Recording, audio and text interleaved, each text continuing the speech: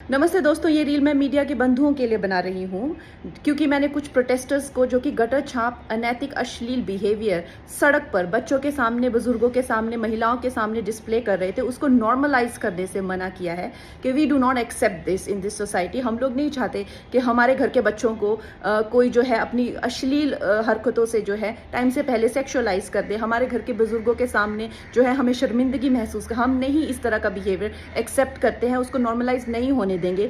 तो मीडिया जो है मेरे खिलाफ गैंगअप कर रही है और ये नहीं बताएगी कि जैसे स्काई रूट जैसे स्टार्टअप की मैंने कितनी बड़ाई की, हमारे देश के जेनजी जो हमें इतनी ऊंचाइयों पे लेके जा रहे हैं, नीट के छात्रों को मैंने खुद स्वयं जो है कितनी बधाई दी। और ऐसे बच्चे जो कि अपने परिवार की जिम्मेदारियां उठा रहे हैं, हमारी टीम में भी ऐसे बच्चे हैं, हमारे घरों में रिश्तेदारी में भी जेनजी भाई बहन हैं जो कि हमारे बड़े काम संपन्न करते हैं, लेकिन कुछ चंद फॉलोअर्स के लिए और चंद कमेंट्स के लिए और कुछ लाइक्स के लिए ये मीडिया वाले इतने ज़्यादा बिक चुके हैं।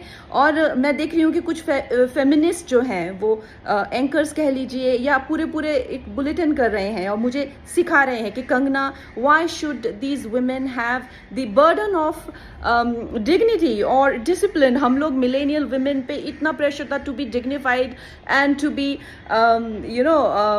Disciplined, why do we have to give that burden to this generation. Excuse me, क्या आप अपनी बेटी को ऐसा सिखाएंगे? डिसिप्लिन में रहना या मर्यादाओं में रहना कोई चॉइस नहीं है। भौंडा प्रदर्शन तो हर कोई करना चाहेगा, लेकिन अगर आपको समाज में रहना है और संविधान के हिसाब से आपको चलना पड़ेगा, जिसका मतलब है कि आपकी आज़ादी वहाँ ख़त्म हो जाती है जहाँ मेरे नाक और कान शुरू होते हैं। तो आप भौंडे बनकर सिर्फ अपने कमरे में रह सकते हैं, बाहर आकर आप मेरे आराध्य, चाहे आपको मेरे माता पिता के लिए कोई सेंटिमेंट ना हो, मेरे घर के बच्चों के लिए कोई आपको भावना ना हो, उसका मतलब ये नहीं है कि आप उनको सड़क पर सेक्सुअल गालियां देंगे, उनके मान को हानि करेंगे। मेरे आराध्य, मेरे भगवान हो, चाहे मेरे नेता हो, प्रधानमंत्री जी से जो है लोग उनको एग्जाम बडी कहते हैं बच्चे, उनके साथ में कितने लोगों की भावनाएं, कोई उनको लीडर मानता है, कोई उनको दोस्त मानता है, कोई उनको परिवारजन मानता है, कोई उनको भगवान मानता है। उसी तरह से आप किसी की फीलिंग्स हर्ट नहीं कर सकते हैं। ये कोई कूल बनना नहीं है, ये एक बेसिक सिविक सेंस है और अगर आपको ये नहीं आती है तो आपको सीखना पड़ेगा। आप ये फेमिनाजी से प्रभावित मत होइए, अपनी जिंदगी बर्बाद मत करिए।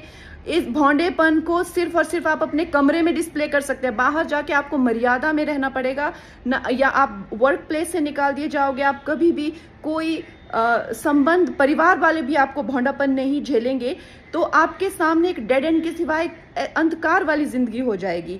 वैसे अगर देखा जाए तो साइंस भी कहती है कि ह्यूमन लाइफ का जो पर्पस है वो एवोल्यूशन है, और शास्त्र भी कहते हैं कि आप पुरुषोत्तम जो सर्वश्रेष्ठ है पुरुषों में, उस एवोल्यूशन की तरफ जाइए। लेकिन ये फेमिनाजी आपको सिखा रही है कि आप एनिमलिस्टिक जाइए और आप अपने गले में ऐसा, मतलब आपके गले में पट्टा डाल रहे हैं कि आप एनिमल बनिए, आप एनिमल टेंडेंसीज जो है वो डिस्प्ले कीजिए और बिल्कुल आउट ऑफ कंट्रोल हो जाए, भौंडे हो जाए, ताकि आप जेल में पहुंचे।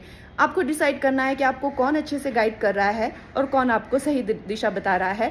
मैं यही कहूँगी जो मैंने अपने बड़ों से सीखा है और जिन्होंने मुझे गुरुओं ने जो मुझे ज्ञान दिया है वो यही है कि ये हमें जो जीवन मिला है वो इवॉल्व होने के लिए मिला है, रिग्रेस होने के लिए नहीं मिला है एनिमलिस्टिक टेंडेंसीज में। सो आप प्लीज़ इवॉल्व होइए और सबको गुरु पूर्णिमा की बहुत शुभकामनाएं।